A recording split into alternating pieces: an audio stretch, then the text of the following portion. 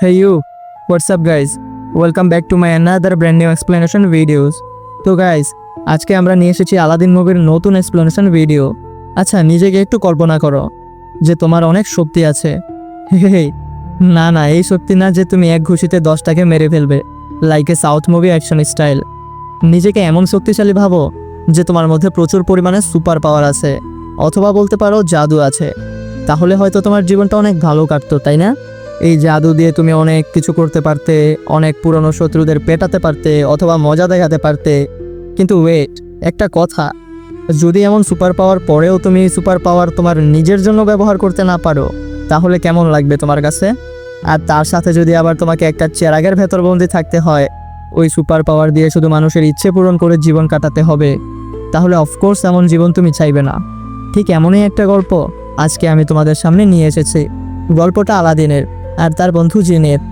আর এই গল্পের মাধ্যমে জানতে পারবে বন্ধু আলামিন কিভাবে জিনকে এই বন্দি জীবন থেকে মুক্ত করে। তাহলে আর বকবক করে সময় নষ্ট কিসের? হে গাইস, আমি আদনান আছি তোমাদের সাথে, and welcome back to my channel.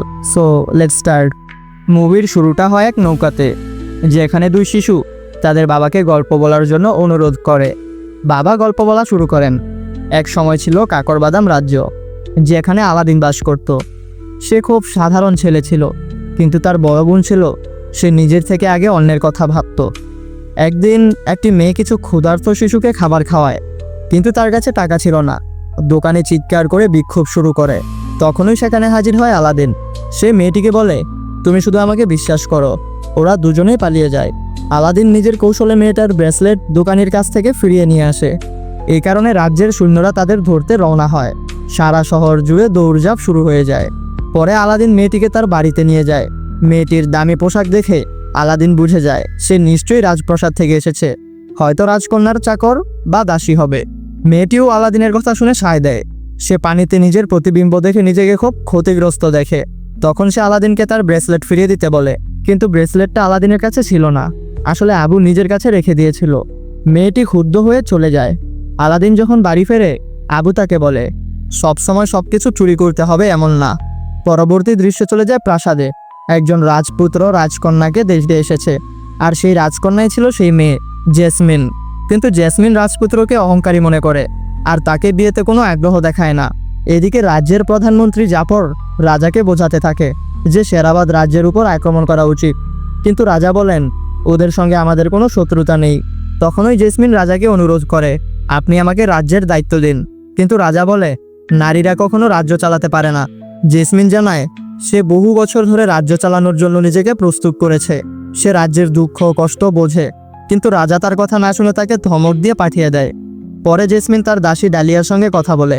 Dahlia তাকে জিজ্ঞেস করে, আপনি কি বিয়ে করবেন, নাকি সেই চোর ছেলেটিকে মনে ধরে গেছে? রাতে আলাদিন প্রাসাদে ঢুকে জেসমিনের কাছে পৌঁছে যায়। তবুও সে ভাবে মেয়েটি রাজকন্যা নয়, বরং তার চাকরানি। জেসমিনও এই ভান চালিয়ে যেতে চায়। আলাদিন জেসমিনকে বলে, আগামীকাল আবার আসবো।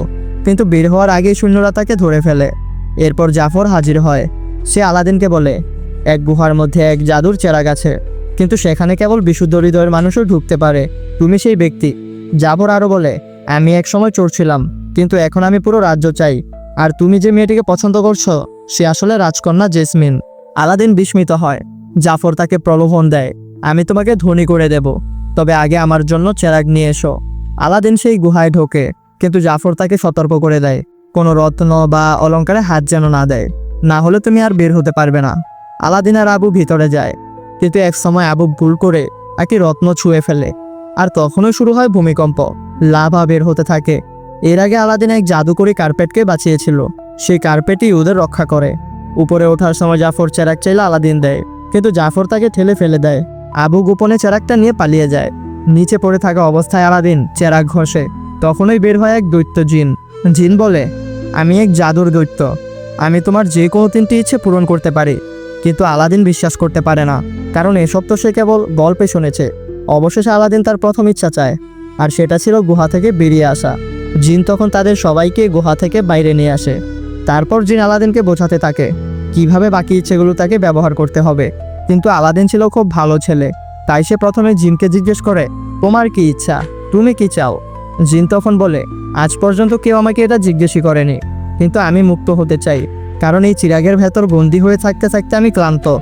আলাদিন এখন চায় সে রাজা হোক, যেন সে রাজকন্যা জেসমিনকে বিয়ে করতে পারে। তখনই জিন তার জাদু দিয়ে আলাদিনকে এক রাজপুত্রে পরিণত করে। সে বলে, যদি আমরা জেসমিনের কাছে যাই তাহলে আমাদের পেছনে এক বিশাল রাজকীয় বহর থাকা উচিত। জিন সব আয়োজন করে দেয়, ঘোড়া, সৈন্য, বাদ্যযন্ত্র, সব কিছু। তারা রাজপ্রাসাদে পৌঁছে যায়, কিন্তু আলাদিন ঠিকমতো একজন প্রিন্সের মতো আচরণ করতে পারে না। সে ভুলভাল কথা বলতে থাকে, যা সবার অপছন্দ হয়। এমনকি জেসমিনও বিরক্ত হয়ে সেখান থেকে চলে যায়। তবুও রাজা আলাদিনকে আমন্ত্রণ জানায় রাতের পার্টিতে। পরে আলাদিন জিনকে বলে, আমি আর এই মিথ্যার জীবন চালাতে পারছি না, আমি সব সত্য বলে দেব। জিন তাকে থামিয়ে বলে, এটা এখন ঠিক সময় নয়। এইদিকে জাফর সন্দেহ করতে থাকে, একটি অজানা রাজ্য থেকে হঠাৎ করে প্রিন্স এসে হাজির হলো কিভাবে। সে আলাদিনের কাছে আসে এবং তাকে প্রায় মারতে যাচ্ছিল। ঠিক কখনোই জিন এসে আলাদিনকে বাঁচায়। এরপর শুরু হয় উৎসবের নাচ গান।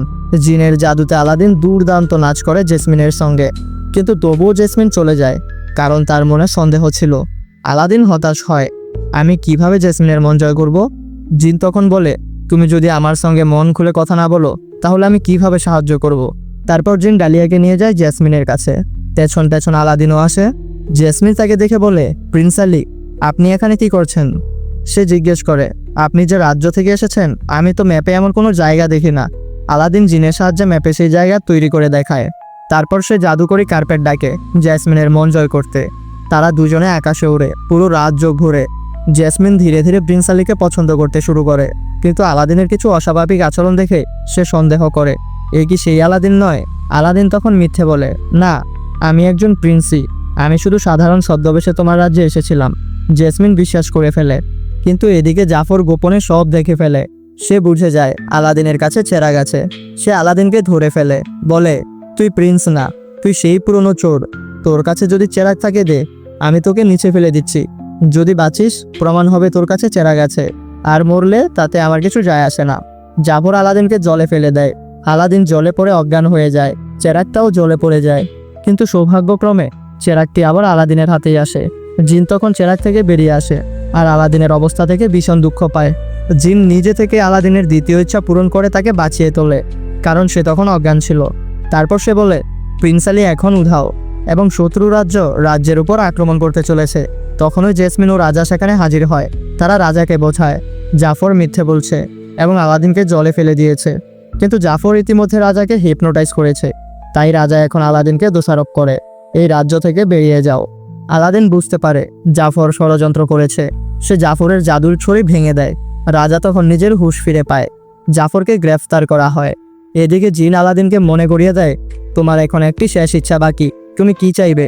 আলাদিন প্রথমে বলেছিল সে তৃতীয় ইচ্ছায় জিনকে মুক্ত করে দেবে, কিন্তু এখন সে দ্বিধায় পড়ে যায়। সে ভাবে, আমি এখন একজন প্রিন্স, জেসমিন আমায় ভালোবাসে। আমি যদি সত্যি বলি যে আমি একজন চোর, তাহলে সে আমায় বিয়ে করবে না। এই কথা শুনে জিন খুব কষ্ট পায়, কারণ সে মনে করতো আলাদিন একজন সত্যিকার ভালো মানুষ। ওইদিকে ইয়াগো জাফরকে ছাড়িয়ে আনে। এরপর আলাদিন রাগ করে তার বাড়ির দিকে রওনা দেয়।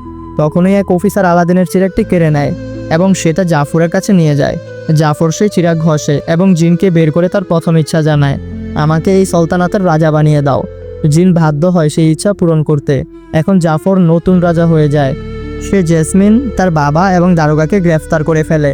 তখন জেসমিন তার পুরনো বিশ্বস্ত সহযোগী হাকিমকে বলে, তুমি আমাদের সঙ্গে এমন করতে পারো না। তোমার বাবা এবং আমার বাবা অনেক বছর একসঙ্গে কাজ করেছেন, এখন তোমাকেই ঠিক করতে হবে। তুমি তোমার দায়িত্ব পালন করবে নাকি আমাদের পাশে দাঁড়াবে? তুমি কি নিজের চোখের সামনে এমন এক খারাপ মানুষকে রাজা হতে দেবে? এই কথাগুলো শুনে হাকিম, যিনি ছিলেন অনেক পুরনো বিশ্বস্ত মানুষ, তিনি তার সৈন্যদের সরে যেতে বলেন। এতে জাফর আরও রেগে যায়। সে বলে, তাহলে আমি আরেকটা ইচ্ছা চাই, এবং জিনকে বলে, আমাকে পৃথিবীর সবচেয়ে শক্তিশালী যোদ্ধা বানিয়ে দাও। এদিকে আলাদিন চিরাগটি চুরি করতে আসে, যাতে সে জাফরের মুখোমুখি হতে পারে।